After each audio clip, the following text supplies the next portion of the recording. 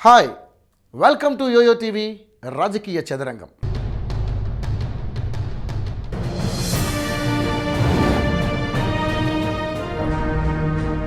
అనంతపురం జిల్లాలోని 14 నియోజకవర్గాల్లో రాప్తాడు ఒకటి.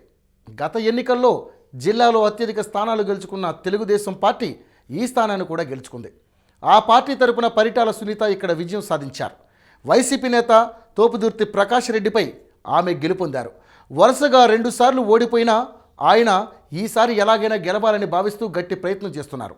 మరోవైపు ఈసారి గెలిచి హ్యాట్రిక్ కొట్టాలని సునీత పట్టుదలతో ఉన్నారు. ఈ నేపథ్యంలో రాప్తాడులో రాజ్యం ఎవరిది అనేది ఆసక్తికరంగా మారింది.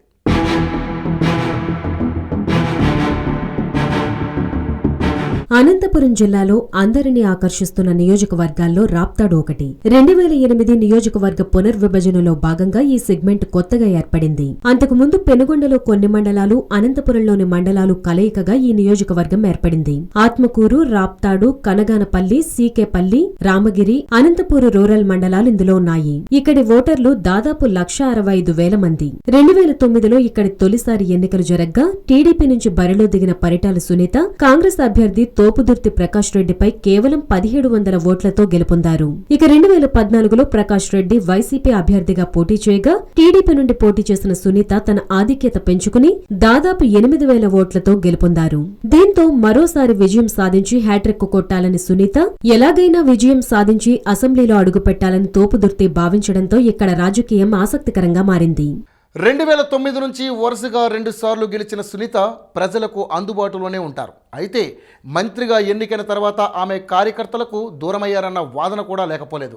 గత ఎన్నికల్లో సునీతపై ప్రకాష్ రెడ్డి పోటీ చేసి ఓడిపోయారు.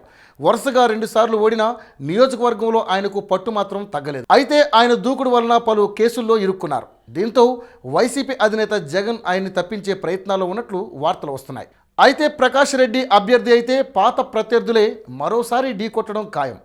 నియోజకవర్గంలోని మొత్తం ఓటర్లలో బీసీ, ఎస్సీ, రెడ్డి సామాజిక వర్గం ఓటర్లు ఎక్కువ సంఖ్యలో ఉన్నారు. అయితే పెనుగొండ నుంచి రామగిరి, కనగానపల్లి, సీకేపల్లి మండలాలు రాప్తాడులో కలిశాయి. ఈ మండలాల్లో పరిటాల కుటుంబానికి గట్టి పట్టుంది. దాదాపు 25 ఏళ్లుగా ఇక్కడ వారిదే హవా. ఇదే టీడీపీకి కలిసొస్తుంది. మరోవైపు రాప్తాడు, అనంతపురం రూరల్లో పట్టు ఉండడం వైసీపీకి కలిసొస్తోంది. దీనికి తోడు రెడ్డి సామాజిక వర్గం ఓట్లు కూడా ఉండడంతో ఈసారి గెలుపు ఖాయమని వైసీపీ భావిస్తోంది. అయితే తాము చేసిన అభివృద్ధి నియోజకవర్గ ప్రజల్లో తమ కుటుంబం పట్ల ఉన్న నమ్మకం గెలిపిస్తాయని టీడీపీ భావిస్తోంది. అయితే ప్రకాష్ రెడ్డి పోటీలో ఉంటారా ఉండరా అనేది ఇక్కడ కీలకంగా మారింది. రాప్తాడులో టీడీపీ, వైసీపీ తరపున పరిటాల సునీత, తోపుదుర్తి ప్రేక్ష పోటీ చేయడం దాదాపు ఖాయమే. చివరి నిమిషంలో అభ్యర్థులు మారినా ఆశ్చర్యపోనక్కర్లేదు. పరిటాల తనయుడు శ్రీరామ్ పేరు కూడా వినిపిస్తుంది. అలాగే ప్రకాష్ రెడ్డి కూడా పోటీ చేయకపోవచ్చని అంటున్నారు. మరోవైపు పార్టీ అభ్యర్థి ఎవరనేది తేలాల్సి ఉంది. అయితే ప్రధాన పోటీ మాత్రం అధికార విపక్షాల మధ్యనే ఉండే అవకాశం ఉంది. దీంతో ఇద్దరు నేతలు ఇప్పటి నుంచే పట్టు పెంచుకుని విజయం సాధించేందుకు ప్రణాళికలు సిద్ధం చేసుకుంటున్నారు.